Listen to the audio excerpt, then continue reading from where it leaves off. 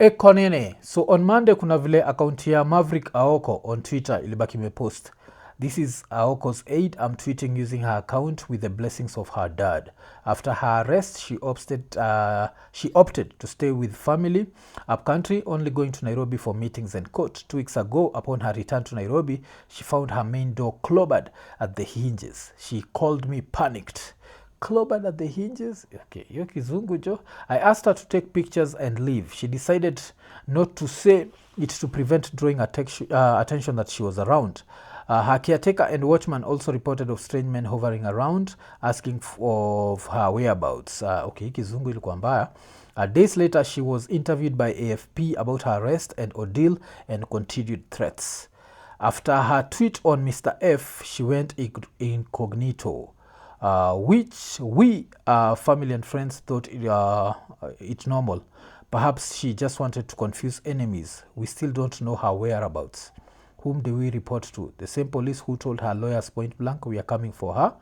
And if they took her, why we are asking that they produce her if she's hiding. We pray that she's safe and reach out in whatever discreet way, just so that we can all have peace of mind. So history ya Aoko, of course, Mr. F, and I don't know if me saying this is going to also make me disappear, but Mr. F in this situation inamaanisha ni Farouk Kibet. And what Aoko had posted about Farouk was one of those things which I find very distasteful, because story ilikuwa that kuna mtoi wa Farouk apparently alibaki amecommit suicide. I don't think that's something to joke about, but that's just me. Nacheki, like, you know how much I don't like this government, but there are things that I say we don't go there. Nacheki, vitu kama suicide, mental health, those are not things that we talk about.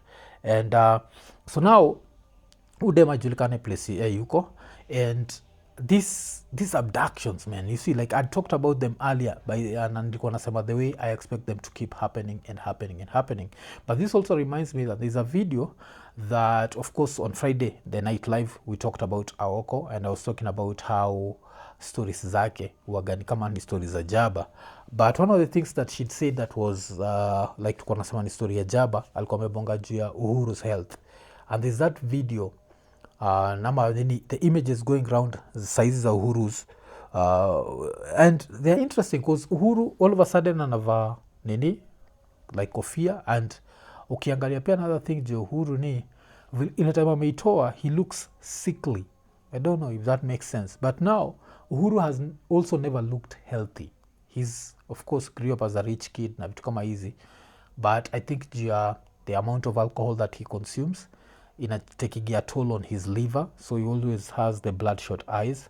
But hii ingine nazataka kujua, is he actually healthy? Because yes, alibaki ameishia masai za Nigeria, and you can see him wearing that, and you're there wondering, is he healthy, is he not healthy? Was this girl actually right about that? And if she was right about Uhuru being unhealthy, how many other things is she right about? Sijui. So is Uhuru healthy?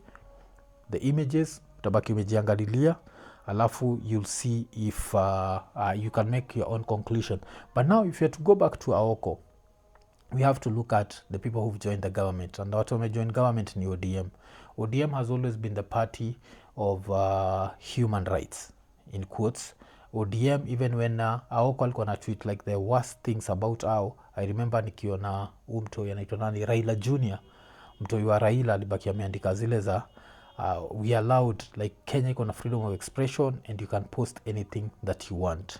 So with that in mind, if Raila has the president's ear, isn't it time for him to call him and just say, this is a mad girl? I don't think anyone takes her that seriously. Ruto's like your unpopularity has nothing to do with this girl. So is it time maybe for them to end up releasing her? And for how long can we do this? These stories are abductions, and stories are people just disappearing from the face of the earth. And when this girl comes out, should she still be the same? Because the first time vile walimshika wakamwachilia, kuna vile nasemaga like she's made some of the wildest allegations juu ya watu, and I think a lot of these people have let her get away with it. This one guy inasemekanaga he's super dangerous. she made that allegation ends up now we don't know where she is. Mimi mwenyewe hata ukisikia saizi na bonga jiola ya jo ni kitete ninashindwa itakuja Mr. F kwa mlango unacheki like and those are the people that the president has surrounded himself with. So you can try and imagine the president learned this trade from Moi. Moi never used to let stories kama hizi pass. That's why after Moi has passed, like majuzi nilikuwa nacheka sana cause a friend of mine like anaitwa Jamta anatoka Masai za Kisumu had written something about kuna kitu tulifanyaga na yeye ukisikiza the weekend update ikiisha nataka kukupenda kama Gor Mahia blah blah blah. It's someone we did with Jamta. Alafu when that song is ending subongaga kijaka and one of the things ile musema ni anatoka Koguta Nyakach. Yo Nyakach is like where I'm from and it was the land of Ochuka. Ochuka is the guy who overthrew Moi for some time. Alafu musema guy like Podwaluoro Moi. Like much years later we are still afraid of Moi. That's how much fear Moi used to put in people. That me, someone who was a kid during Moi's regime, bado nilikuwa namuogopa even after he left power. So, who learned from Moi? This guy learned from Moi, like Ruto. And Akina Farouk, I don't know where they're from, but I'm sure they must have learned something. And now, this girl, where is she? We don't know. Does the government know? Yes, because the government has all phone data. Like ulisikia jo, hii gava iko na phone data yako mpaka inajua pale ukishonde. As long as umebonga mbaya jo, serikali wanajua. Like even for someone like me wasoni shinda so far I don't think wananichukua seriously till unajua the numbers we do are not zile numbers za kuchukuliwa seriously, but at some point they will. And when that time comes itabaki mikuja. But yeah, where is Aoko? Unajua, like where is she?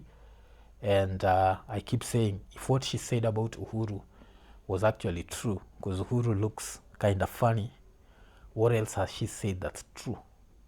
And but still, as I ask for where she is and as I ask myself if a lot of stuff zile amesema ni ukweli, one thing still like have to correct her. Na udem nilitry kuminvite IKONINI and I hope one day to have na hii niyo vitu kama hizo. If someone's kid commits suicide, it's not something to brag about. It's not something to be like, this is karma, this is what. Because we're trying to imagine this kid, in quotes, left all these millions by their father, but their mind was so messed up that they were like, you know what, I'd rather just check out. It shows you how mental health is such a serious issue and it's not something to joke about. So yeah, so we have that. So where is Aoko? And maybe hizo story mingi ni za jaba, but is Uhuru healthy or not? Uhuru jo, tuambie. Majuzi of course kulikuwa na ile celebrations za birthday ya Uhuru, and this reminded us of, unaangalia time tukiambiwa enda uvote, after umalize kuvote, uenda ucelebrate birthday ya Uhuru. Yeah, kulikuwa na hiyo time. You remember even kids voted. One of the things people forget about the rerun of the election, the part 2, even kids were voting. And then Uhuru started his second term and ended up being like this villain where everyone who voted for him now hated everyone who didn't think he was the worst president. And now history is repeating itself, because the same way everyone who voted for Ruto wants everyone else who did not vote for this guy kumkashif more than what walimvotia. And life doesn't work like that, unajua. Like some of us could see through the tears hizo za church, tuko najua ni uongo. We can see through hizo images za Bible imeshikiliwa, tunajua hiyo ni ya kuwadanganya na kudanganya mamako. But yeah, I won't be surprised umse akilia in 2026 na pige magoti, mtagoaba mgoje tumpatie kura. Unajua hakuna tofauti yake na umse mwingine. Wale na umse mwingine akiuza airport. Tuachage ujinga. Eko nene.